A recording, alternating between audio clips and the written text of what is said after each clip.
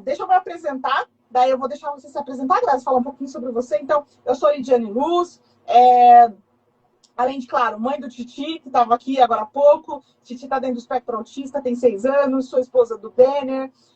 Meu esposo, meu sócio, a gente tem uma assessoria de marketing e vendas especializada na área de desenvolvimento infantil e autismo, que surgiu devido aqui ao mundo atípico, para ajudar profissionais dessa área. E, além disso, sou administradora, tenho várias formações na área de gestão de pessoas, várias formações, também fui estudar muito sobre autismo. E, além de tudo isso, sou curiosa, sou bem nerd, gosto de estudar, amo natureza, amo esporte, amo movimento. Então, por isso que eu gosto muito de falar sobre esse tema. Então, Grazi, queria que você se apresentasse. Eu não gosto de falar sobre a pessoa, eu gosto que a pessoa sempre se apresenta.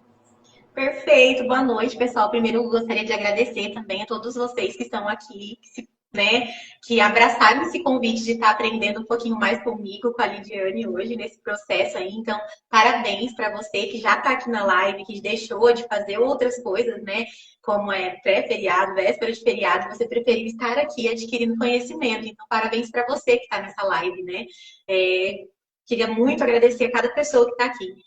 Meu nome é Glaziele, né? Eu sou formada em pedagogia, tenho pós em psicomotricidade, também estou cursando, né, a psicomotricidade, porque ela vem de uma vertente aí, abrindo um leque aí, ela está entrando na área da saúde, então também estou cursando, mas já fiz a pós já faz uns 3 anos, então estou dentro, né, da lei para atuar como psicomotricista, faço parte do conselho da ABP, da Associação Brasileira de Psicomotricidade, que é meu espaço clínico, e atuo já nessa área aí há mais de 3 anos, né? Fui professora, né? Me desliguei dessa área, mas já fui professora há mais de 15 anos. Fiz magistério, fiz, né, em escola particular, atuei já há mais de 10 anos. Dentro da área da educação, passei por todas as áreas que vocês já imaginaram, como professora de AE, PAE, num todo, né, dentro da área da educação, então tenho essa experiência. Também sou, né, formada em psicopedagogia, neuropsicopedagogia, alfabetização e letramento, formação com o Dr. Thiago Castro, né, a formação PND, do curso dos transtornos do neurodesenvolvimento. E aí tenho mais algumas pós aí, graças a Deus, né, o ABA também, pela Clínica Pontinho Azul, pelo Instituto Rema Educação. Então, tenho algumas pós também voltadas à análise do comportamento aplicado. Também sou essa pessoa que ama estudar. Cheguei agora de um congresso em São Paulo, na Mackenzie, que foi sensacional, de neurociências. Então, essa pessoa também que eu gosto sempre de estar me atualizando também. Então, essa sou eu. Mas, primeiro de tudo, sou filha de Deus. Sou muito grata a Deus, porque esse trabalho ele é muito mais do que ser psicomotricista. É um propósito de vida, né? Que a gente tem de transformar mundinhos, de auxiliar famílias. Então, vai muito além só do atendimento, né? Um propósito mesmo que a gente carrega aí para estar transformando e auxiliando e dando a mão aí para os profissionais, para as famílias. Tem que ser, né? Porque quinta-feira, véspera de feriado prolongado, vindo de congresso, tem que ser. Acima de tudo, amar muito o que faz, né, Grazi? Porque é muito desgastante, cansativo, porque envolve o mental, envolve o emocional, envolve o físico, envolve muita disponibilidade de estudar, financeiro também, para investir em cursos, em congressos. Então, assim, tem o seu lado que é bem cansativo. E eu sei, até por conta que eu tenho clientes dessa área, então eu sei como que é a agenda, é muito corrido. Então, assim, fico grata por você estar conosco. E, assim, aí a gente separou, Grazi, algumas perguntas, né, que enviaram para nós, até para a gente poder ter o norte da gente poder conversar. Pra gente, e assim, como eu falei, aí fica à vontade de colocar, incluir mais coisa. Você que é especialista na área, a nossa ideia aqui é principalmente, Grazi, numa linguagem que, assim, eu sou suspeita para falar, porque hoje mesmo, né, o Titi tá de folga da escola e ele tava brincando, né, não teve aula, tava brincando, e aí meu esposo falou assim, nossa, amor, ele tá brincando livre sozinho, não tá te chamando, não tá puxando na mão, não tá pedindo atenção, né? Eu falei, olha que bênção, ele conseguindo brincar sozinho, lúdico, com um carrinho, lá na terra, brincando aqui. A gente tem casa, né? Então tem quintal e tal. E ele brincando. E eu sei todo um processo que nós fizemos com ele de intervenção. A parte motora, como eu falei, da bicicleta, a parte da autonomia, ele estava me ajudando a fazer bolo. Então, é todo um processo. Mas para quem está chegando que é um mundo, é um universo isso sobre o autismo, é confuso, eu sei. E aí, às vezes, fala, mas tá, o que a psicomotricidade vai ajudar no meu filho? É mais uma terapia, mais não sei o que lá, não vale a pena investir agora nisso, é melhor só aba mesmo. Então, assim, eu quero muito que você entre nessa parte que fica mais fácil para os pais entenderem a diferença que faz na vida da criança essa parte motora. Então, a primeira pergunta seria: quais habilidades motoras estão relacionadas à socialização? Perfeito. Primeiro, quando a gente fala assim, meu Deus, por que eu vou levar meu filho para fazer psicomotricidade? Gente, a primeira coisa, a psicomotricidade ela é uma ciência. Eu acho que tem até essa pergunta aí que eu acho importante a gente colocar, Lid. Primeiro, para as pessoas entenderem o que é a psicomotricidade. Né? Então, vamos entender primeiro o que é a psicomotricidade. O que é psicomotricidade? Qual a diferença do educador físico? Perfeito. Então, vamos entender, pessoal, primeiro o que é a psicomotricidade. A psicomotricidade, ela é uma ciência. Então, ela vem sendo estudada há muito tempo, tá? Então, ela é nova agora, ela repercutiu mais agora no momento. Então, ela tem sido mais falada, mas ela já é estudada há muitos anos. Inclusive, vem de Portugal, dos filósofos. Então, ela é muito estudada. Então, ela é uma ciência que ela une 3 pilares.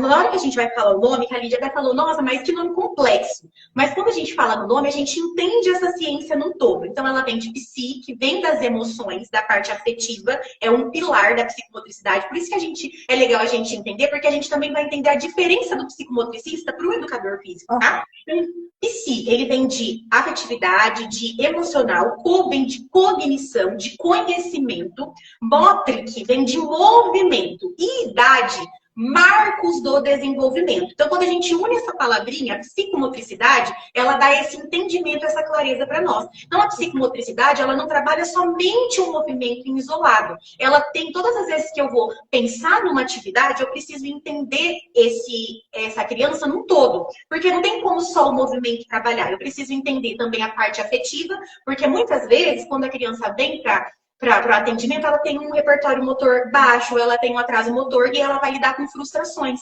Ou ela já vai estar sofrendo algum bullying na escola, por ela não estar conseguindo fazer algumas coisas que estão relacionadas a essa parte motora, certo? Então, eu preciso entender essa parte, né, dessa questão aí, né, da emoção, do sentimento, de como que a criança vai reagir nas atividades. Então, isso é muito importante. Então, a gente lidar com frustração, com insegurança, né? Então, a gente precisa ter essa base, que é um dos pilares. Então, todas as atividades, quando o psicomotricista vai montar uma atividade ou avaliar, ele está avaliando esse ser humano nesses 3 pilares.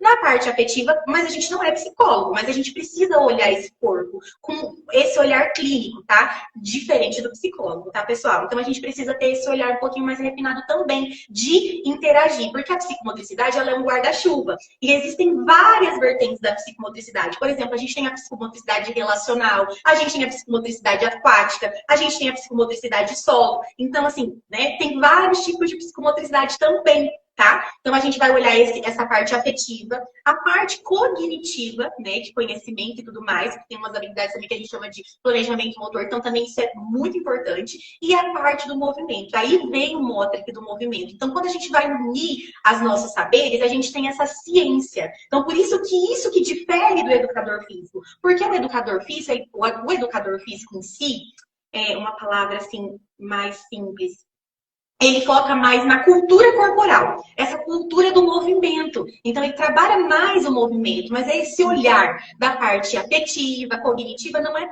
tanto da parte... Então, ele vai trabalhar mais o movimento, mas ele não vai ter esse olhar apurado nessas 3 dimensões que o psicomotricista tem que ter. Então, assim, por isso que muita gente, às vezes, fala também que psicomotricidade não é só circuito motor. Por quê? Porque a gente precisa olhar, né, ter esse olhar apurado para a gente olhar nessas 3 dimensões, porque a gente...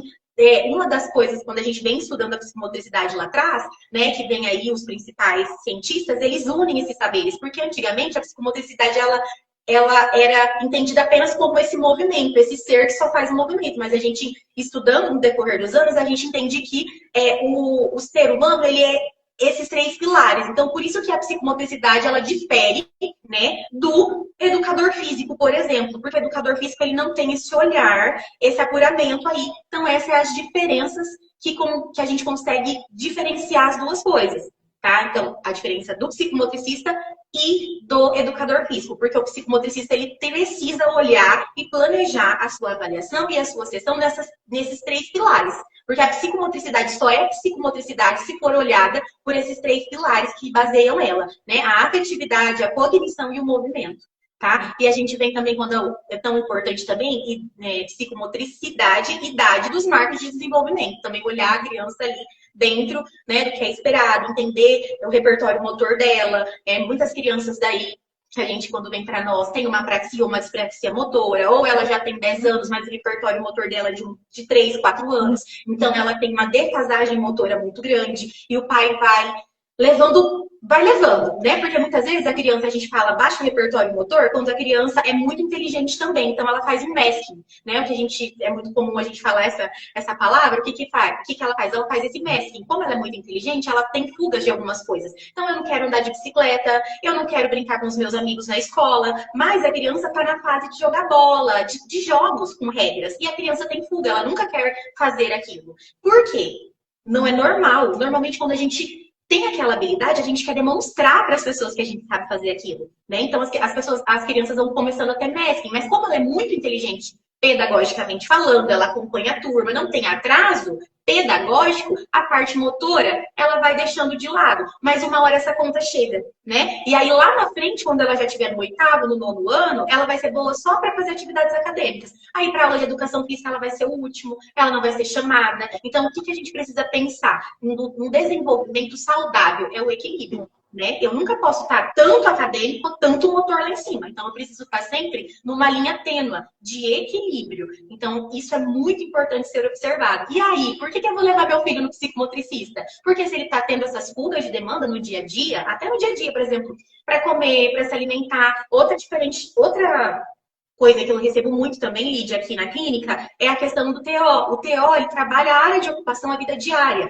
Nós, psicomotricistas, trabalhamos essa base corporal. São áreas distintas, mas que se complementam. Por exemplo, para eu abrir uma pasta de dente, eu preciso de força, eu preciso fazer esse movimento de rosca.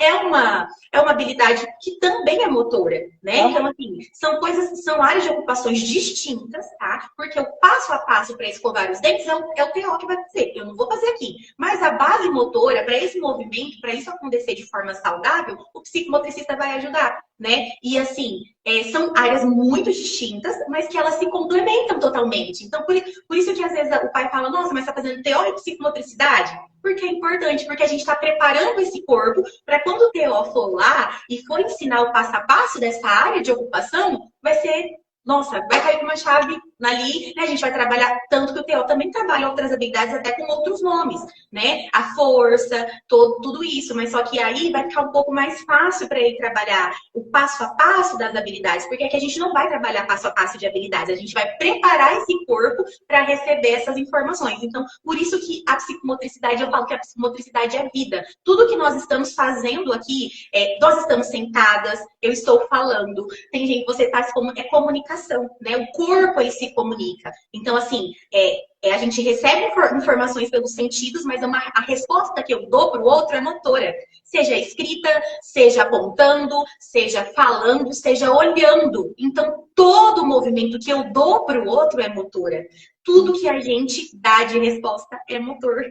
Então, motor é vida. Então, se eu não tenho essa base motora bem definida, aí uma hora a conta chega. Chega o bullying na escola, chega as dificuldades em casa, que você falou, nossa, a Titi tá andando de bicicleta agora, mas o quanto isso foi custoso, o quanto que a gente precisou trabalhar esse corpo para ele conseguir adquirir essa habilidade hoje para andar de bicicleta. O quanto que a gente vai ter que trabalhar, por exemplo, a base motora, que é a hipotonia, que é o músculo, a força muscular, por exemplo, a criança se manter sentada. Vamos pensar numa criança TDAH ou numa criança, né, autista ali, que tem muita fuga, que fica correndo o tempo todo. Não é normal, não é funcional. A gente não pode jogar tudo para conta do motor. Mas, às vezes, essa criança tem hipotonia. Ela não consegue manter uma postura e ficar sentada por muito tempo. É muito custoso, é dolorido, dói. O que ela vai fazer? Ela vai levantar e ficar correndo, ela vai levantar e vai ficar pulando, ela vai buscar os flaps, as estereotipias para se regular. Por quê? Ela não consegue ficar sentada na carteira? Porque ela não tem controle postural, porque ela não tem, né, um repertório motor suficiente para aguentar o corpo ali por muito tempo sentado na cadeira. Aí eu estou exigindo que essa criança escreva, se ela não consegue nem sentar. É bem... Gente, psicomotricidade é a vida. Eu tô apaixonada, né? Então, o Tilão começou a falar. Ele é TO, tá falando aqui. Tô adorando a live. Ai, que bom, que bom. Sabe o que eu tava lembrando? Você falou assim, trabalhou juntos. Olha, até coloquei lá, né? Foi a Letícia, a Lê e a Isa. Tia Isa, que acompanharam desde o Titi, pegaram ele bebezinho lá, antes dos 2 aninhos, começando toda a parte da intervenção. E assim, a gente foi muito honrado, sabe, por Deus, porque quando a gente iniciou a intervenção, nós começamos com as duas. Quando a gente conseguiu o laudo e conseguimos com os especialistas, no caso, da psicomotricidade e terapia com integração. E aí, a sessão era assim, Gra, era, a tia Isa começava a... Como que ela falava? Deixa eu aumentar o nível de alerta do Titi. Aí eu, o quê? Então muito trabalho. Depois eu fui entendendo o que era isso, né? E deixa eu aumentar o nível de alerta do Titi, porque era cedo. Ele fazia cedo, de manhã, né? E aí depois ele ia pra psicomotricidade. E era ao lado, assim na frente, assim. Então ele teve a graça de conseguir trabalhar essa parte. Só que o Thiago, é o que eu falei, ele não conseguia... Ele perdeu muita habilidade. Ele não conseguia... Nós íamos caminhar em um parquinho, eu não entendia por que ele queria o tempo todo o meu colo. E não era manha. Era questão do tônus, ele se sentia cansado, ele não tinha equilíbrio, aí ele queria o tempo todo colo, colo, colo. Às vezes eu ia para a escola, que era pertinho, a gente ia caminhando, a escolinha dele, colo. Eu falei, mas gente, por que tanto colo? Ele é pesado, né? E aí, com o tempo, sentando só em dado, falta de equilíbrio, não tinha força. E aí, olha tantas coisas, né? Quantas coisas que eu gosto muito de bicicleta, sou ciclista e meu sonho era ver assim, o Thiago andando bem de bicicleta. E eu falava, gente, mas para uma criança autista, é tanta coisa que tem que aprender.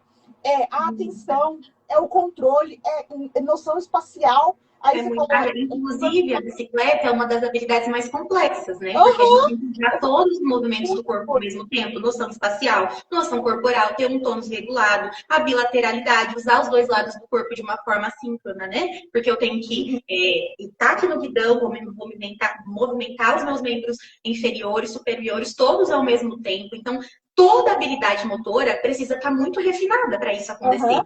É uma habilidade muito complexa. Né? E quando a gente pensa nisso, é muito complexo. Por isso que demorou 5 anos. E as pessoas olham, né? E para uma criança típica, simples, mas... E a gente vê, assim, pensando, né? Que hoje a gente está falando específico de crianças autistas. É comprovado que 80% das crianças autistas, 80%, 87%, tem uma desregulação motora. Seja ela uma dispraxia, uma apraxia, seja ela, né, uma hipotonia. Então, assim, vai vir como comorbidade no laudo alguma desregulação motora. Então, é fundamental. O doutor está falando em relação à integração sensorial. Outra, aí ele está falando dos sentidos, né? Poxa, na onde que a gente vai andar de bike? Na ciclovia. Aí eu tenho que competir com o barulho do carro, com o barulho da moto, com o passarinho. O Titi apresenta. Uma coisa que é legal falar, Grazi. Porque até que o doutor falou também é importante, porque quando a gente pensa em pirâmide de aprendizagem, né, isso é muito importante também, eu gosto muito de exemplificar isso, como o doutor falou, é a primeira forma de conhecimento. Então, eu recebo a informação, e a forma que a informação chega para mim. Né? Então, por isso que a primeira coisa que precisa realmente estar regulada é a base da pirâmide. Então, como eu recebo isso? Né? Seja auditiva, seja visual, pelos sentidos, e depois a gente vem ali, né, E se tiver desregulado, aí vai... Como que eu vou dar uma resposta motora se a forma como esse conhecimento, se a forma que os estímulos estão chegando já estão desreguladas, né? E o querer, né? Porque, por exemplo, eu amo bike. O meu esposo é mais da corrida, já fui. Mas o que eu amo de paixão é bike. Você vê, né? A importância da família, que eu sempre falo aqui. A importância da família é tudo. Mas tem a questão da criança querer. Né? Você falou dessa parte afetiva, né? É a criança querer. Porque tem criança que às vezes tem incentivo de casa, na parte motora, esporte, movimento, mas não gosta mesmo, sabe? Mas isso. É importante também, Lídia, assim, é meio perigoso a gente falar às vezes também do querer, porque às vezes não é nem porque a criança não quer, é porque ela não consegue. Então acaba sendo uma fuga. Então, por exemplo, matemática. Eu não sou boa em matemática, nunca fui, então eu não gosto. Mas não é porque eu não gosto, é porque não é a minha habilidade. Eu prefiro 1000 vezes ler. Ah, é minha habilidade de leitura. Então, às vezes, assim, eu tive uma criança, um exemplo, assim, foi sensacional, que a criança tinha um baixíssimo repertório motor e ela não gostava de educação física, ela odiava educação física, mas não é porque ela não gostava, é porque ela tinha um baixo repertório motor. Ela teve alta, a gente, né, teve um avanço significativo, ela ficou um ano e meio fazendo psicomotricidade e hoje ela faz qual esporte? Atletismo. Atletismo. Tá bom pra você? Então, às vezes, é muito perigoso, porque às vezes pode ser realmente que a criança fez, ela não gostou, né? Ai, não tenho preferências para esse esporte. Mas é muito difícil a criança passar por vários esportes e não querer optar por nenhum. Né? Principalmente criança, a criança sempre vai se interessar ou por uma natação, ou por um futsal, futebol, os meninos, né? Então, assim, é perigoso, é um sinal de alerta quando a criança não tá muito afim de fazer esporte, sabe? Porque é uma coisa, no cérebro é dopamina pura, né? Então é legal, é prazeroso também pensando a nível cerebral. Então é um sinal, então precisa ser investigado. Às vezes não é porque a criança não quer, às vezes é porque realmente ela tem dificuldade, ela tem um baixo repertório motor, ou às vezes ela já sofreu até um bullying na escola. Alguém já tirou sarro, né? Ai, tipo, sabe? Porque querendo ou não, até o processo de andar, a marcha, né? Então, tudo isso. Então, às vezes a criança tirou sarro. O que que essa criança foi fazendo? Foi se retraindo, se retraindo, se retraindo, e vai chegar um momento que ela não vai querer mais fazer a praticar nada. Então, a gente também tem que ter esse olhar clínico de entender até que ponto que realmente é uma preferência, eu tentei e não gostei, né? Porque a gente precisa também ter, assim,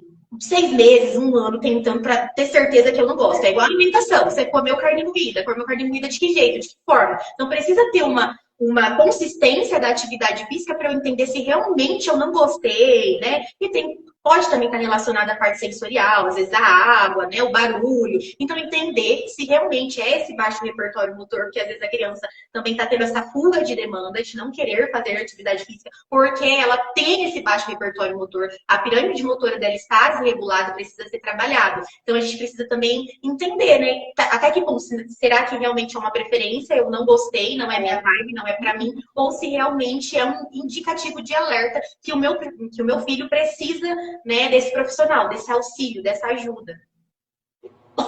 Eu recebi um conselho que Titi, uns 2 anos, com uma educadora física, que é mãe de gêmeos. Inclusive, ela me ajudou e me ajuda com muitos temas relacionados à parte motora do Titi. A Miri falou assim, Lid, foca na parte motora do Thiago. Foca na parte motora, compra acessórios. Daí eu fui lá, fui estudar mais sobre a parte do como ter um pula-pula, aí conversando lá depois com o psicomotricista, ATO, sim, pula-pula vai ser legal de trabalhar dessa forma. Compra o jump, fui lá, comprei o jump, compra a bola de pilates. Vamos comprar o rolo da bike, vamos comprar o rolo da bike. Fui trocando um tipo de bike. Primeiro foi motinha, aí depois foi a bike, né? Por conta do interesse e tudo mais, e no treinamento, e vamos. Mas sempre ligado a essa parte motora. E eu justifico o Thiago conseguir, o Titi nível 2 suporte, conseguir essa parte da autonomia, mesmo trabalhando aqui parte TO e dando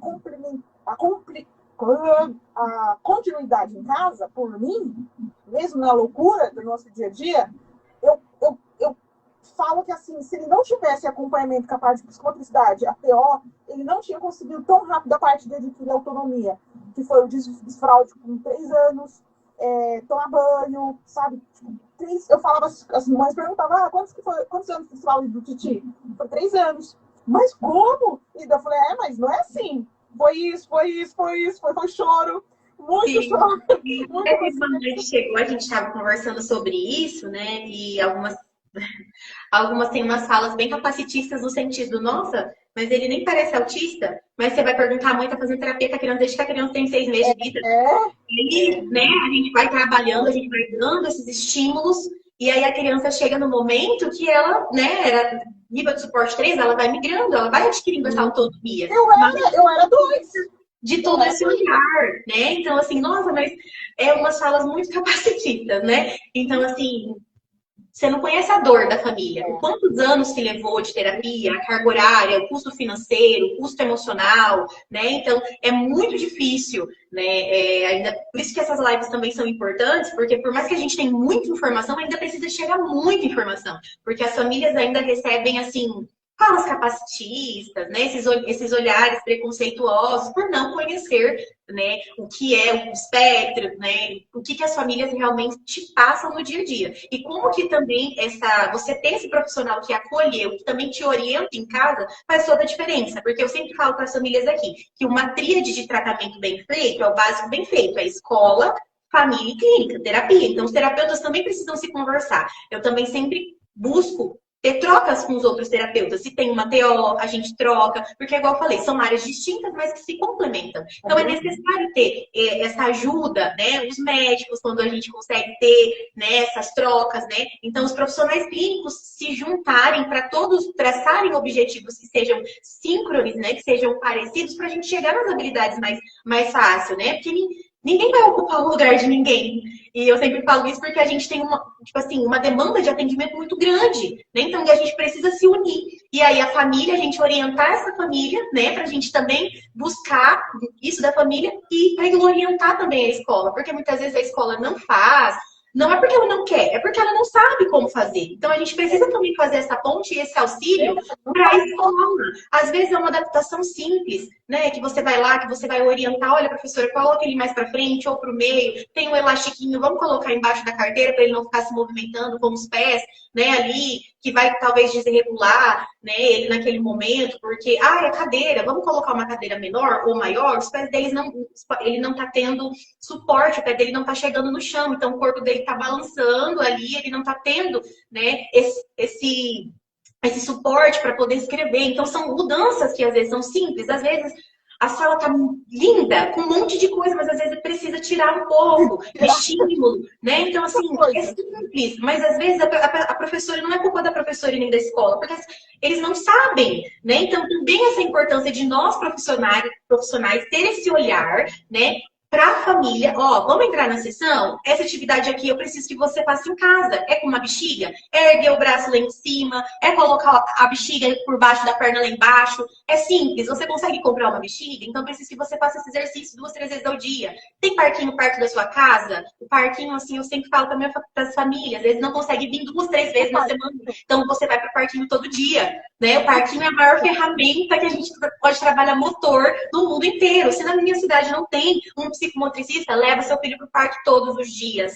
Tem muito estímulo motor dentro do parque. Então, assim, são orientações simples que dá para ajustar para a família, né? Olha, isso aqui dá para fazer? Vamos criar um material junto? Então, é essa tríade bem feita, né? É o profissional, os profissionais clínicos se conversando, se alinhando, é os profissionais dando suporte para a escola, porque muitas vezes a escola não faz porque ela não sabe como fazer, né? É muita demanda para a escola, é muito aluno, é muita coisa. Então, a professora, às vezes, não é porque ela não quer, é porque ela não sabe. E a família. Então, quando essa tríade, né, os 3 pilares estão bem alinhadas, é impossível não ter desenvolvimento. É impossível. Não tem como. Você falou do parquinho, né? E até o doutor colocou aqui em relação ao dia a dia, comer, talher e tudo mais. Ele até antes de começar a psicomotricidade, e fazendo psicomotricidade, toda quarta-feira era sagrado, nós íamos pro parquinho, quarta-feira, sagrado. Além, claro, do final de semana a gente sair. Mas toda quarta-feira, tipo, já era como se fosse uma terapia, minha e dele, ir pro parquinho. Isso a gente tem até hoje. E parquinho o tempo todo. Mas assim, por que ali, igual você falou, tem várias maneiras. Eu falo que até para ajudar na parte da socialização dos nossos filhos. E, Gra, que eu falo para os pais, não tenha medo, não tenha vergonha de brincar com o seu filho, não tenha vergonha de passear, de caminhar, de pedalar, porque tem um preconceito também, às vezes, das pessoas ficarem olhando, nossa, mas ele é grande, né? Tá aprendendo a andar agora, tem esse preconceito. Na verdade, a gente tem preconceito de vários lados. Então, pegar em um parquinho, brincar com seu filho, chama a tua criança, brinca junto, fala que ele é autista, o que é o autismo, para ver que faz uma conscientização. Então, assim, a gente tem que explorar. E também, eu vejo assim, Gra, que os profissionais, eles precisam achar uma comunicação com os pais de como eles podem ajudar os filhos em casa, nessa continuidade. Porque às vezes tem algumas travas dos profissionais em relação ao medo de falar com os pais, assim, o pai já está sobrecarregado, ele não tem tempo, ele não vai fazer. Mas às vezes é a forma que você se comunica, é um profissional, a forma que ele se comunica com esse pai. Perfeito. Eu acho que vai também de segurança, né? Porque quando você tem uma segurança e você sabe o que você faz, não faz sentido você ter medo. Então, quando você tem esse conhecimento, né? Porque você vai chegar no pai, não é achismo, é ciência. Então, ó, aqui, né? Por isso que é tão importante também ter base científica, saber avaliar, saber intervir. Então, abre meu notebook, olha, eu escolhi esse protocolo de avaliação para o seu filho. Tem vários, tem da Vera Matos, maravilhosa, tem Rosa Neto, tem Vitor da Fonseca, tem Porta. Então, ó, esse aqui é o protocolo que nós estamos avaliando seu filho, essas são as habilidades motoras, esses foram os testes que a gente aplicou e ele não atingiu. Então, a gente precisa da sua ajuda. Então, a gente vai agora, a partir de agora, tem um plano de intervenção que foi feito dentro disso, dessa avaliação, que o seu filho não atingiu, e aí a gente vai trabalhar isso. Dentro do equilíbrio, vão ser feitas essas e essas e essas atividades na clínica. Então, em cada. Não vamos pegar tudo, né? Sim, maravilhoso esse teste também. Muito bom. O doutor está falando aqui do DIR também, for time. Muito bom. Então, inúmeros testes, protocolo de avaliação. Por isso que é importante também o profissional ter base científica, porque daí ele vai, dentro do que ele vai avaliar a criança, ele vai escolher um teste, 2, 3. É legal até 3 testes distintos, porque eles vão dar base, né? Então, olha, dentro desse teste, às vezes toda a pirâmide motora, ela tá baixa, mas vamos escolher 1 ou 2, 3 habilidades para trabalhar. O tônus, que é fundamental. Então, vamos focar em 1 ou 2, 3 habilidades em casa. Que seja, que você não precisa também passar 500 exercícios para a família. Né? Então, você conhecer também, trazer esse pai para perto, para você também conhecer a realidade da família. Né? Então, às vezes, o pai, 1 ou 2 exercícios por dia, ou se não pedir para alguém levar no parque, por exemplo. Parque, meu Deus, é uma ferramenta incrível, incrível. A criança vai estar se divertindo lá. Eu falo, não é todo que tem parquinho na creche. Sim, a criança vai estar se divertindo lá, vai ter a oportunidade de socializar e vai estar trabalhando o repertório motor, toda a pirâmide motora lá. Então, assim, é riquíssimo, né? Então, às vezes também às vezes o pai tem ali um AT, alguém em casa traz o AT para dentro da clínica, né? Forma aquele AT, dá um curso para aquele AT, explica. Então, assim, a gente ter segurança. Então, porque eu vejo assim, quando o profissional ele tem essa segurança, ele tem esse conhecimento, não faz sentido ele ter medo da família, né? Então, pelo contrário, olha, a gente precisa dessa ajuda. Não, e o pai também vai te sinalizar. Olha, lá não tá dando certo esse exercício, não tô tendo tempo, né? Ou você pergunta, pai, tá dando certo? E senão você pode ir trocando. Então, você conhecer e adaptar o seu plano de avaliação, o seu plano de intervenção com a realidade daquela família. E tá tudo certo, entendeu? Então, esse vínculo. Não existe só clínica. Não dá. Não dá para você trabalhar sozinho. A Andorinha sozinha não faz verão. Então, a gente precisa ter esse trabalho em equipe. Você precisa da família. Não, você não vai conseguir chegar à habilidade sozinha. É como você estivesse no parque e tá sozinho. Você tá remando, remando, remando e não vai chegar a lugar nenhum. Você vai precisar desse suporte da família, né? Então, é fundamental. E a família também ser esse braço, né? Ter esse olhar também para o profissional e ter essas trocas e ser sinceros um com o outro. Ó, nesse sentido não tá dando certo assim, e a gente vai trocando de acordo com a necessidade e o contexto familiar. Né, no sábado, a gente caminhando, né? Estava observando que hoje em dia, por conta de tecnologia, é uma tendência, infelizmente, a gente vê poucas crianças praticando esportes. Antigamente seria muito, assim, por conta. E nessa tecnologia, mais questões de segurança, né? Antigamente as crianças podiam ficar mais livremente nas ruas, andando de bicicleta. Hoje é muito menor, principalmente quando se trata de capitais, interior a gente vê ainda mais. Mas, infelizmente, a gente vê crianças sendo formadas e está trabalhando cada vez menos essa parte motora. Então, como é importante a gente ter espaços, levar os nossos filhos para esses lugares, né? Espaços onde a gente pode brincar com eles, ter momento. Eu falo que mais do que mais essa parte do treino, terapia, mas é a parte de conexão entre família, né, entre os filhos.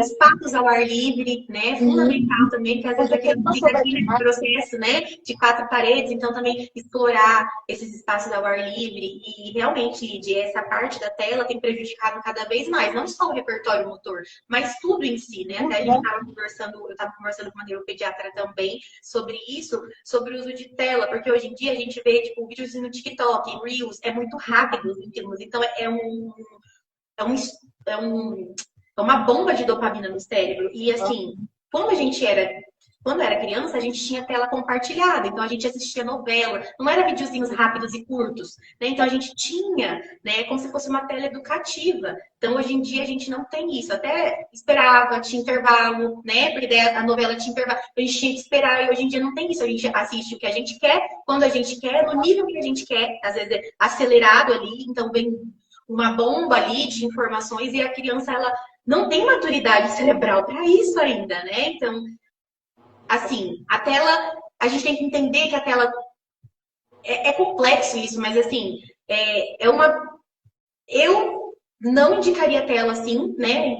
Eu acho que até tem estudos do Dr. Demitade para falar que crianças menores não podem ter acesso à tela. Eu acho que crianças de 6 a 7 anos aí, eu acho que é 1 hora de tela. Então, assim, a gente vai estudar. Então, assim, é muito, muito importante o pai também ter essa consciência, essa ciência de pesquisar mais sobre esse assunto, porque é muito prejudicial, né? Porque hoje em dia, às vezes, a gente vê, né? Esses dias eu vi no aeroporto, né? A mãe tá amamentando aqui, tá com o celular aqui, perdeu esse vínculo. A amamentação esse vínculo aqui, né? Esse aconchego da mãe, né? Às vezes, a gente antigamente, quando era criança, às vezes vai no quarto, tem aquele, né, escurecido. Por quê? Para você sentir essa conexão. Então, tá aqui, ó, a mãe e o filho assistindo, a criança tá ali, já desde pequena, de bebê, gente, de colo, né, com essa exposição. Então, assim, é um risco muito grande, não façam isso, né? Então, assim, e justamente pensando na parte motora, porque quando a gente era criança, até questão de segurança, proteção também, a gente vivia na rua, né, subia em árvore, pets, né? Carrinho de rolimã. Então, hoje em dia, a gente não vê as crianças a ter acesso a isso. Às vezes, eu estava aqui na clínica, eu fui montar até bem. É uma pena. Eu não sabe nem o que é isso, burquinha, resgatar brincadeiras antigas, né? Que são fundamentais também. Então, às vezes, se o pai e a mãe moram no prédio, né? Tentar pegar, né, um espaço aberto e levar essas crianças também a ter esse acesso, né? Às vezes, né, fiscalizar algum adulto ali, até para esse brincar funcional, autônomo, de também não estar sempre dependente do outro. Porque a gente também tem que ter essa ciência que às vezes a criança, na terapia, às vezes a criança não sabe nem brincar, porque ela está sempre se perguntando, faz isso, faz aquilo. Mas a gente tem assim também as formas de brincadeira. Precisa também ter esse brincar espontâneo. A criança também tem que ter esse mundo de criatividade e imaginação. É importante a criança seguir instruções, mas é importante também ela ter esse brincar espontâneo. Então, às vezes, também você vai colocar a criança ali um brinquedo para ela ficar parada olhando para você. Ela não sabe o que fazer. De tanto que ela tá nisso. Faz isso, pega isso, faça aquilo. Então, também isso é importante. Então, sempre falo, é o equilíbrio. É tentar achar o equilíbrio em tudo. Nada que é demais vai fazer bem, né? O negócio é o exagero, né? O negócio sempre é o exagero. Ó, já vem aqui com o pratinho pro bolo dele. Ô mãe, já tá na hora. Já tá cheirando já o seu bolo de coco. Tá, nós já vamos já. Delícia! Beijo, beijo. Aqui eu tô está garantida. Logo. Mas Ô, Grazi, a outra pergunta, você acabou respondendo, que também era a parte da como ajudar no dia a dia. Engloba tudo o que a psicomotricidade pode fazer. Grazi, caminhando assim, mas de tudo, claro, se tiver mais coisa, você conta pra gente. Não sei se as pessoas também na live têm alguma pergunta, se alguém quiser, né, fazer alguma pergunta ou colocar alguma coisa, a gente também pode. Acaba ali, quando no dia a dia, acaba que você falou tudo. Mas agora, gente, aproveita. Quem estiver aqui, ainda ficou conosco até o final, aproveita para, se tiver dúvida, pergunta, coloca aqui pra gente, para a Grazi responder. Mas aí, enquanto o pessoal vai pensando, e se alguém quiser, que eu sempre faço algumas perguntas aqui nas retas finais. Aí já é o tempo para você. E aí a primeira pergunta é sobre o seu mundo. Não sei se foi. Eu não lembro da sua resposta, não lembro se quando nós fizemos ano passado, foi por volta desse tempo aqui, né? No meados de maio também. O que não poderia faltar no seu mundo, o mundo da Grazi? Porque a gente tem várias coisas no nosso mundo. Eu acho que o que não poderia faltar no meu mundo é Jesus, a presença do Espírito Santo. Não dá para faltar, né? Eu acho que quando a gente tem esse discernimento espiritual, também as coisas fluem de uma forma muito única. Então, o que não dá para faltar no mundo é a presença do Espírito Santo. Depois, pensando em mais coisas ali, eu acho que é essa questão do amor, da empatia, desse olhar no outro. Porque eu vejo também que hoje os transtornos do neurodesenvolvimento viraram mercado, mercadoria. Então, não é mercado, não é mercadoria, às vezes a pessoa só quer fazer pelo dinheiro e vai muito além disso, né? Existe um ser humano ali, né? E quando você erra, é muito simples o seu erro com o outro. Então, você precisa ter esse olhar de compaixão, esse olhar de amor para o ser humano que você está atendendo, principalmente nós que somos da saúde, porque um erro é fatal, é crucial, não dá para errar, tá? Com vidas, com famílias, então não dá para ser achismo, então é muito necessário. Se eu não sei, se não dá para fazer, seja sincero, não sei, eu não consigo, eu vou estudar, né? Eu vou procurar um supervisor. Então, assim, esse amor e esse olhar, porque eu vejo que agora é tudo mercadoria, né? Então a pessoa abre a clínica, é dinheiro, dinheiro, dinheiro, dinheiro, e às vezes está ali e não sabe nem o que está fazendo. E está fazendo pela questão financeira. Então, assim, que a gente realmente tem essa ética profissional e esse amor na nossa profissão, porque isso faz muita diferença. Quando você ama o que você faz, as pessoas ao seu redor vão perceber isso. Então, assim, tem que olhar. A criança é a primeira. Às vezes, até eu falo para a mãe, criança sente, às vezes a criança não quer nem entrar no consultório, e aí os pais ficam insistindo. Eu já tive um momento no terapeuta de que nós mudamos de terapeuta, não por conta do profissional, pela bagagem e tudo mais, por conta do meu filho, não tava tendo conexão. Não tava tendo conexão. Eu falei, não, eu vou ter que mudar. A professora ficou chateada comigo, mas eu vou fazer o quê? É desejo do meu filho. Então, assim, a criança sente, a criança vai mostrar que tem algo de errado, que gostou, que não teve visto. Ela vai mostrar. Vai dar sinais. É muito legal, né, a gente ficar atento a esses sinais, porque por mais que a criança não fale, não tenha uma comunicação verbal, ela vai dar sinal, seja não querer entrar no consultório, né, não sei, mas você conhece seu filho, ela vai dar sinais, então é importante olhar, né, e ficar atento a esses sinais que a criança vai estar te comunicando. E Grazi, o que é sucesso para você? Sucesso? Sucesso para mim é quando eu vejo a minha criança generalizando as habilidades aprendidas aqui dentro da clínica. Então, por exemplo, se eu estou ensinando a criança, por exemplo, a sentar, né, a ter mais tempo de permanência, e ela está fazendo isso na escola, na clínica. Nossa, a criança está brincando, está subindo no parque, né? No foi o feedback que a mãe trouxe. Nossa, agora ele está conseguindo escalar. Tem a parte da piscina, né, do condomínio, ele tá subindo sozinho e descendo no escorregador, antes ele não fazia. Então, nossa, tipo assim, não tem dinheiro, não se pague. Então, esse é o meu maior sucesso, é quando a criança consegue atingir uma habilidade e, nossa, pra mim... Começou a generalizar, subir. Sabe o que aconteceu? Eu mandei pra... Sabe onde que ele subiu? No telhado. No telhado da construção do fundo. A gente tá em reforma e tudo mais, a gente acabou de mudar pra cá. E aí ele deu um jeito de subir no telhado, que ele ia lá para casa do vizinho. Mandei para eu falei, aqui, ó, você ensinou, ele tá praticando. Daí a minha mãe mandou um vídeo para mim, nossa, ele agora, Glaziele. Né? Aquela arte boa que o psicomotricista ama receber. Tá subindo em cima do banquinho para ligar a pia da torneira. Agora você quer ficar na prova de subir. Ele teve essa estratégia motor, esse planejamento motor de buscar esse suporte. Ele colocou o banquinho próximo à pia do banheiro e agora ele está escalando, subindo em cima do banco e abrindo, porque ele é magro, né? E abrindo a torneira. Ai, gente, que arte mais linda! Não, várias artes que a gente começa a compartilhar. Se você pudesse falar uma mensagem que poderia ser uma mensagem, uma frase, uma palavra que poderia ser compartilhada no mundo inteiro, qual seria? Eu acho que a mensagem seria: não desista. Não desista do processo de desenvolvimento do seu filho. Não desiste. Porque vai ter dias que vai ser muito difícil, vai ter dias que você vai chorar muito e vai ter aqueles dias que você vai estar muito feliz. Porque é um caminho, igual a gente falou, né? 5 anos para andar de bicicleta, mas nesses 5 anos teve dias que teve muito choro. Então não desista. Às vezes a habilidade pode estar muito longe. Esses dias também recebi um áudio de uma mãe. Ai, Thiago, chorei quando eu recebi esse áudio, né? Porque ele só faz motricidade até o momento que a família ainda não consegue pagar outras terapias. Então ele já enviou quase 2 anos. Então eu falo que é meu orgulho, porque tudo que vem de bom sei que só é eu. E aí ela, ela ligou chorando, falou, do lado do céu, ele conseguiu fazer cocô, meu Deus, eu achei que nunca ia conseguir ir no banheiro. Então, assim, não desista, porque há um tempo atrás a mãe não tinha visto essa luz no final do túnel. Mas você, quanto profissional, você precisa ser essa luz no final do túnel para a família. Vai dar certo. Pode demorar, mas vai dar certo. Dá a mão aqui, ó, tô com você. Um dia vai chegar. E você, quanto família, não desiste. Então, vai ter aqueles momentos que vão ser mais difíceis e vão ter aqueles momentos que você vai respirar e vai olhar, meu Deus, que demais, tá dando certo. Então, assim, é nesse processo, até você chegar e alcançar aquela habilidade tão esperada. Então, não desista. E se for preciso, mude rotas, mude caminhos, é igual o GPS. Não existe o caminho errado. Recalcule a rota sempre que necessário. Né? Não desista e recalcule a rota. Então, se esse profissional não está legal, se não deu um ano, não teve evolução, mude, troque os estímulos. Então, não desistir seria a frase.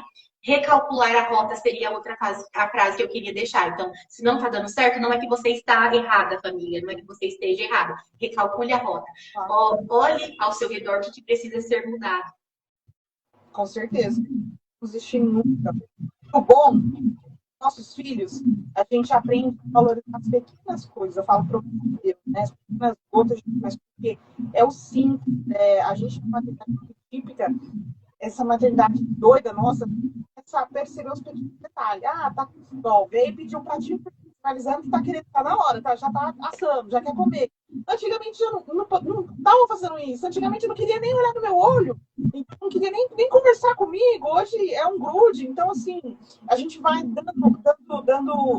vendo Deus nos pequenos detalhes da vida, do nosso filho. Então, bom essa jornada, né? Que bom que essas famílias têm você, Graça, para abençoar elas, para ajudar elas aí nessa jornada, porque não é fácil.